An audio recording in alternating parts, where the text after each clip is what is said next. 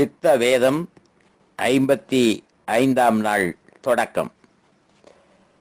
ஆன்ம நேய அன்பர்கள் அனைவருக்கும் ஆத்ம வணக்கம். வேலூர் சித்த வித்தை தவ மையத்தின் சார்பில் நம்முடைய ஞானபிதா ஜெகத்சோதி சுவாமி சிவானந்த பரமஹம்சர் அவர்கள் உலக மக்கள் நலன் கருதி உருவாக்கிய சித்த வேத தத்துவத்தை உங்களின் செவிகளுக்கும் சிந்தனைக்கும் பயன் தரும் வகையில் தினம் தினம் வழங்கப்படுகிறது.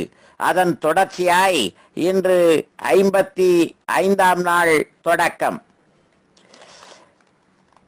அநேக யோகங்கள் இல்லை, எல்லாம் ஒன்றுதான் ஆகும்.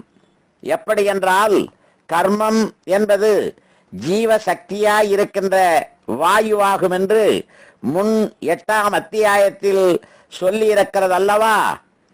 அந்த வாயுனுடைய உற்பத்தி ஸ்தானமாகிய ஆகாசமான பிரம்மரந்திரத்தில் ஜீவ சக்தியாகிய வாயு சேருகின்றதற்காகும் கர்ம யோகம் என்று பெயர்.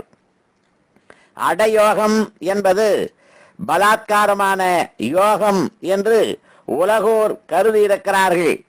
அந்த கருத்து சரியல்ல.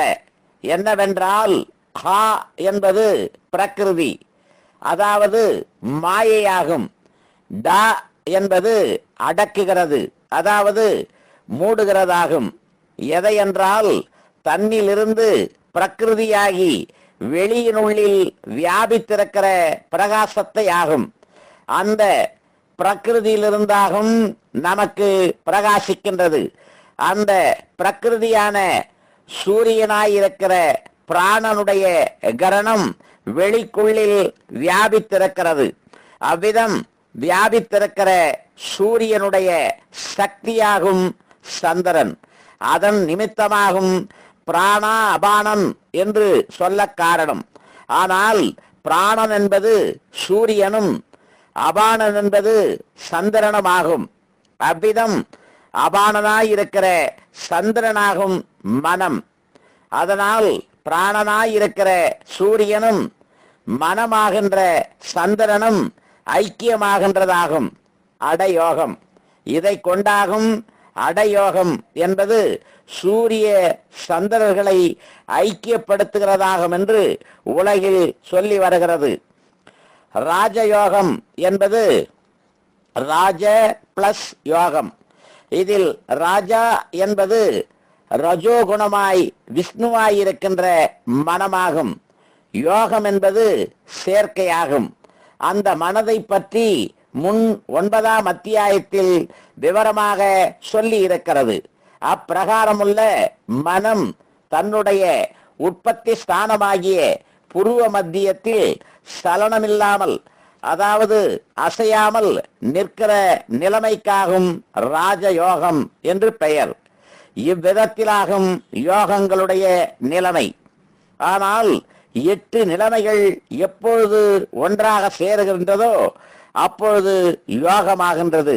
அது என்னவென்றால், காமம், குரோதம், லோபம், மோகம், மதம், மாச்சரியம், அதாவது விரோதம், டம்பம், அசூசை, அதாவது பொறாமை ஆகிய இவைகளாகும் 8 நிலைமைகள்.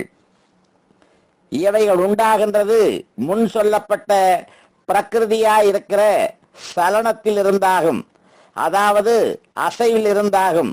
அந்த சலனம் வெளியினுள்ளில் சலிக்காமல் எப்பொழுது தன்னில் தானே லயிக்கின்றதோ அந்த சந்தர்ப்பத்தில் மேல் சொன்ன 8 விருத்திகளும், அதாவது நிலைமைகளும், அவைகளுடைய உற்பத்தி ஸ்தானமாகிய பிரகிருதியிலேயே லயித்து அந்நியத்துவம் இல்லாமல், அதாவது வேறிட்டில்லாமல் தானாய் தீருகிறது. அதற்காகும் அஷ்டாங்க யோகம் என்று பெயர். அதெல்லாமல் ஜீவனும் ஈஸ்வரனும் என்பது 2 அல்ல, ஒன்றே ஆகும். அது எப்படி என்றால், ஈஸ்வரன் என்பது தன்னுடைய மேல் பக்கத்தில் ஆகாசமாகிய பிரம்மரந்திரத்தில் இருக்கின்றது. அந்த ஈஸ்வரன் தானே ஆகும். கீழாகி விட்டு போகாமல் தன்னுள்ளில் கூடி கதாகதம் அதாவது நடனம் செய்து கொண்டிருக்கிற ஜீவனாகிறது. அந்த ஜீவன் தன்னிலிருந்து வெளியினுள்ளில் வாயு ரூபமாக சலித்துக் கொண்டிருப்பதற்கு பரமாத்மா என்று பெயர். அந்த பரமாத்மாவே ஆகும் மனம், அந்த மனமாகும் விஷ்ணு, அந்த விஷ்ணுவாகும் விஸ்வம்பரனாய் இருக்கிறது.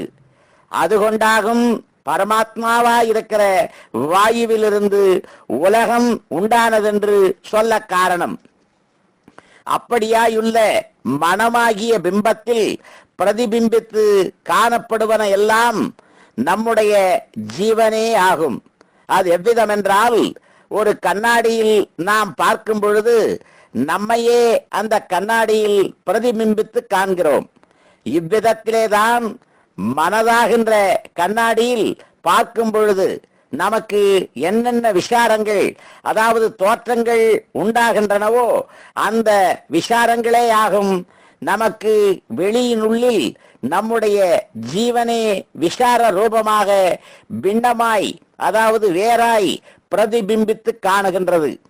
இவ்விதம் பிரதிபிம்பித்து காண்கிறது நான் என்கிற அகங்காரத்தினால் ஆகும். எப்பொழுது நான் என்றுள்ள அகங்காரம் நசிக்கின்றதோ அப்போது யாதொன்றும் காணப்படுகிறதில்லை. அந்த அகங்காரத்தின் நிமித்தமாகும் ஈஸ்வரனும் ஜீவனும் என்றுள்ள வித்தியாசம் உண்டானது. அது எப்படி என்றால், ஒரு ஆற்றில் கூடி ஓடுகிற நீரில் ஒரு கோலினுடைய ஒரு பாகத்தை தாழ்த்தி பிடித்தால் தண்ணீர் அக்கோளினுடைய 2 பாகங்களிலும் ஓடுகிறது. ஆனால் இரண்டாகவில்லை. ஜலத்தினுடைய ஓட்டத்திற்கு பின்னம் ஏற்பட்டு 2ஆய் ஓடுகிறதாய் நமக்கு தோன்றுகிறது. அக்கோலை எடுத்தால் ஓட்டத்தினுடைய பின்னத்துவம் அதாவது வேறுபாடு தீர்ந்து ஜலம் ஒன்றாய் ஓடுகிறது.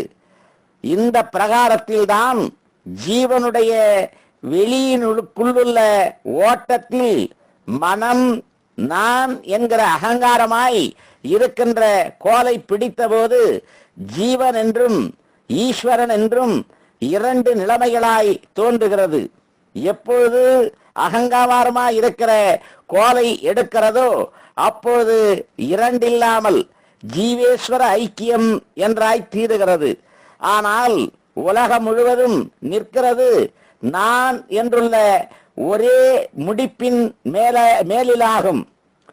அதானது ஒரு கயிறு கொண்டு சங்கிலி கோர்க்கும் பிரகாரம் அதனுடைய தலைப்பிலிருந்து முடிந்து முடிந்து கடைசியில் அந்த கோர்த்த முடிச்சுகள்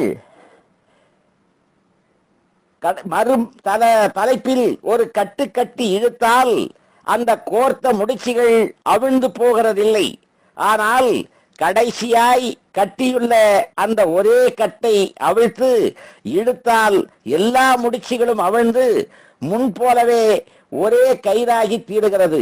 இதே பிரகாரத்தில்தான் கர்மமாய் வாயுவான நூலினால் விசாராதிகளாய் முடிச்சு கட்டி இழுத்து கொண்டிருக்கின்றது. அப்படி இழுத்து கொண்டிருக்கிற போது நன்றாய் முறுக்கேறுவதல்லாமல் அவிழ்ந்து போகிறதில்லை.